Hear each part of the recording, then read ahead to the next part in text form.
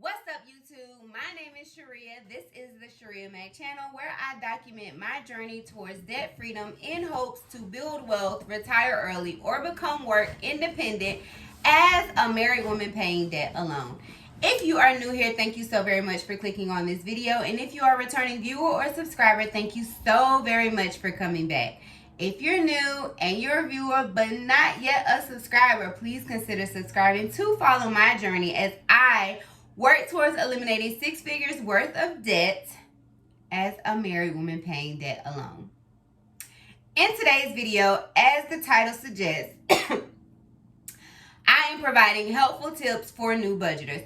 And this is not specific towards new budgeters. If you are already budgeting, but you find these tips helpful, that is great. You know, it's really just to add value, encouragement, and inspiration, or to provide some things to consider that may be helpful on your already budgeting journey.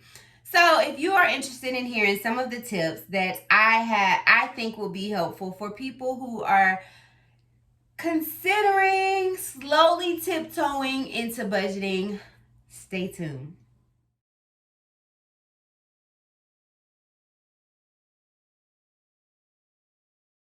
Holidays. Now is about the time that people start to consider what they would like to accomplish in the new year. Financial goals, personal goals, work-related goals, relationship goals.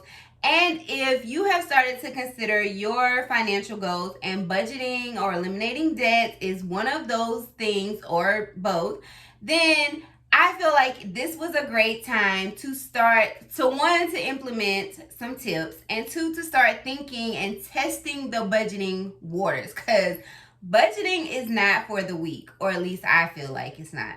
And so after I have been budgeting for roughly about 6 years, my budget started out very generic, and in the sense of like I just wrote down every bill I had to pay. I did not include like gas or food. I just basically wrote down every bill I had to pay. I paid all those bills, and then whatever was left, then I distributed to food and gas and going out if there was something left, or extra debt payments or whatever.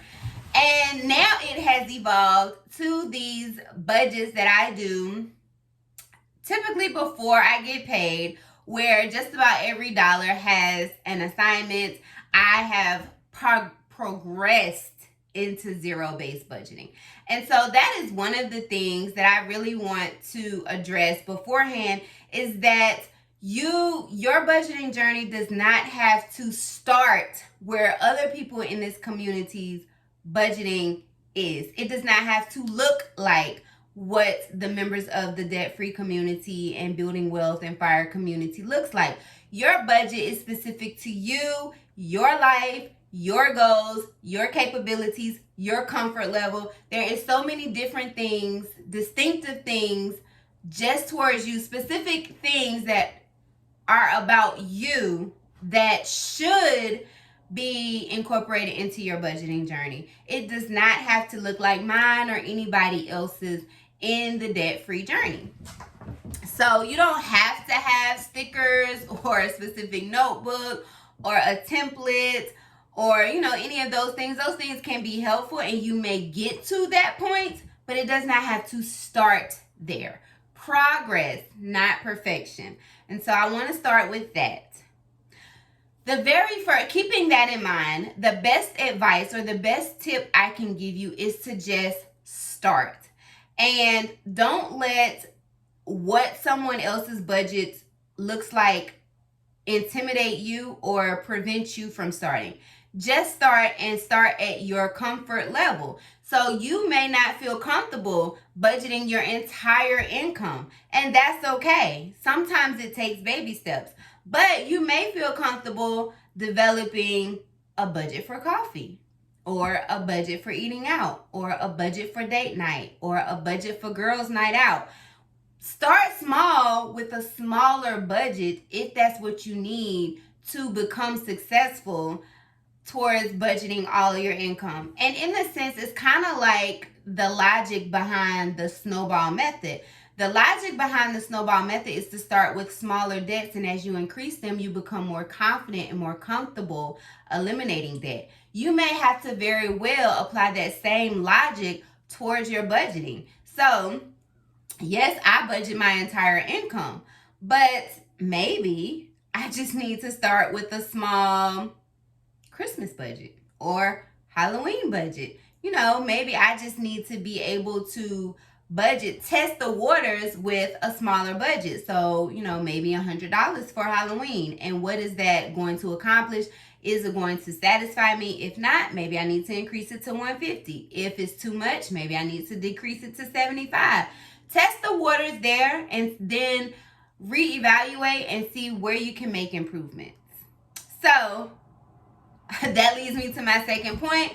Consider starting with a smaller budget. Budgeting smaller amounts of money. So whereas you may take your whole, you get this paycheck, you may decide that, right, it's just too overwhelming to assign all of these dollars a task. So let me just devise a smaller budget for this specific thing. Coffee. I want to get, instead of getting I have $20 to budget. So instead of getting a big $5 coffee, maybe I'll only get a $3 coffee every morning, and bam, now it went from $20 to $15, and I can take that $5 and move it over here or put it on debt or whatever, save it. So that may be something you consider. In addition, start with a smaller budget based on your comfort level. Another thing you can do if you are intimidated or overwhelmed by the thought of budgeting all of your money is set aside a small amount of one paycheck and save that money until the next paycheck. If it is still there once you get paid again, then you may be comfortable setting that amount of money for that budget.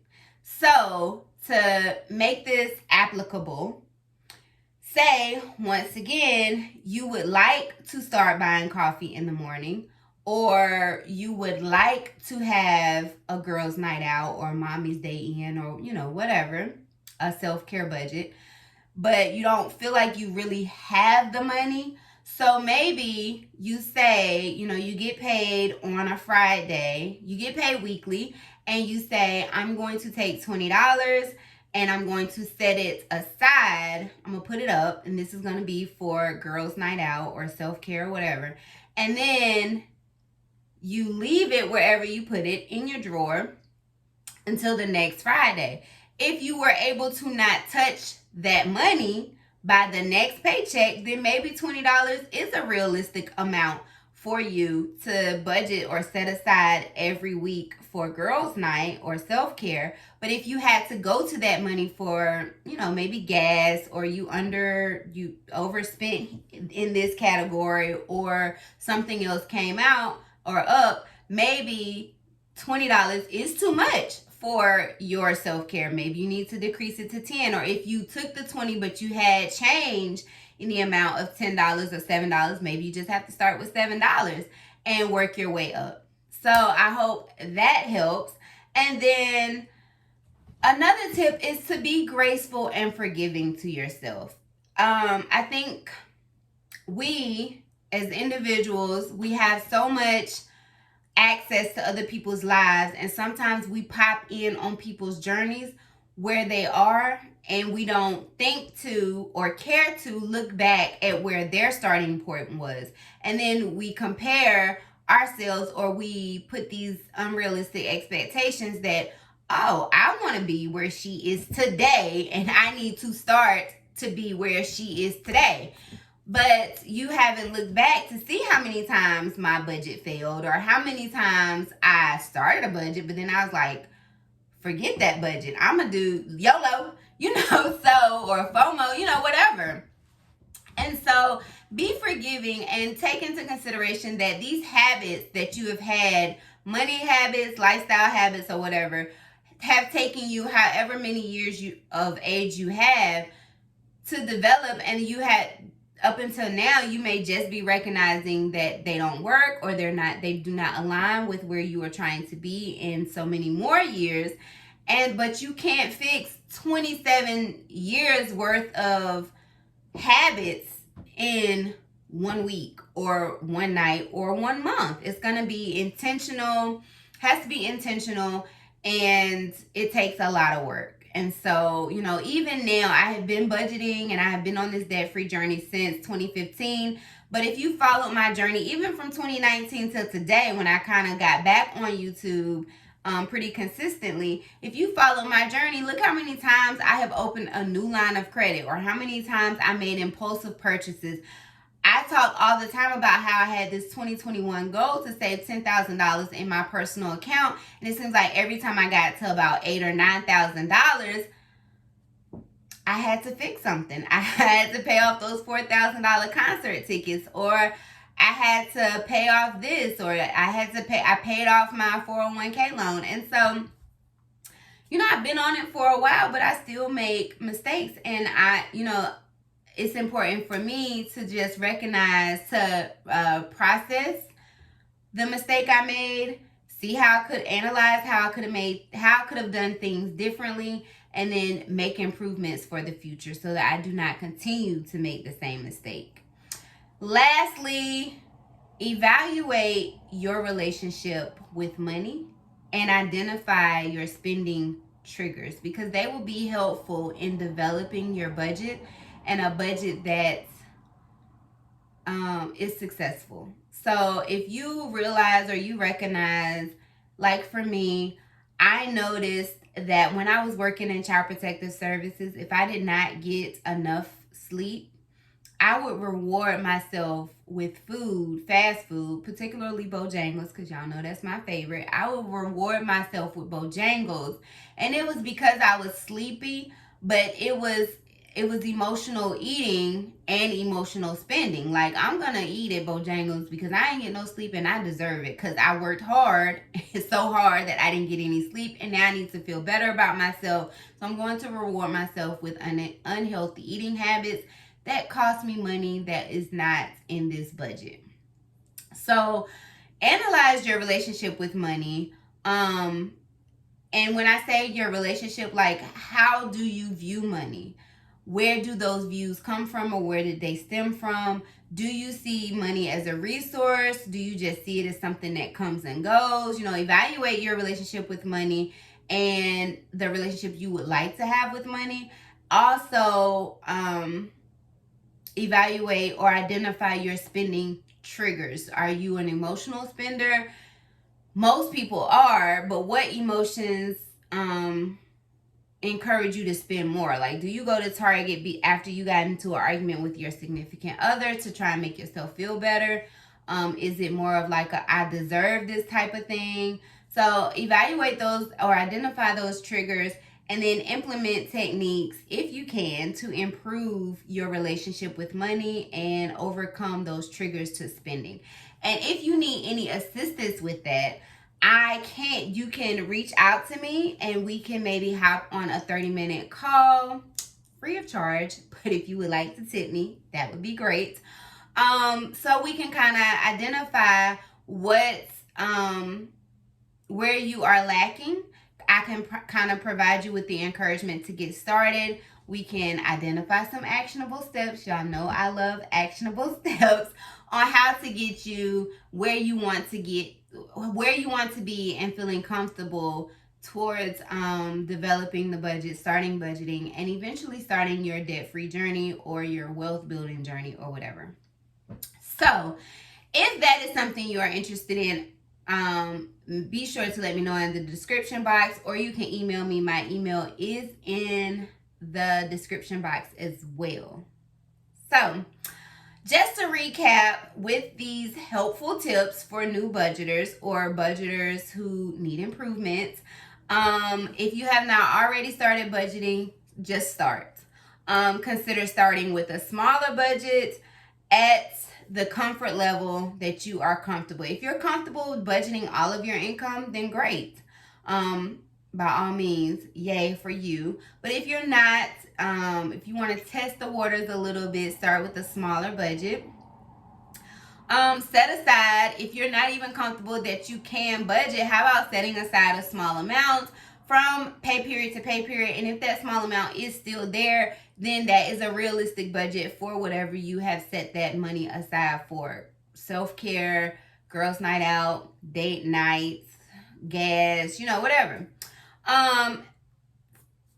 Fourthly, or next, be graceful with yourself and forgiving with yourself that you will make mistakes, you will have budget fails, and that does not mean that you need to give up. That just means you have to reevaluate how you are budgeting. Ensure that the plan you have set for yourself is realistic for you and your circumstances, and is not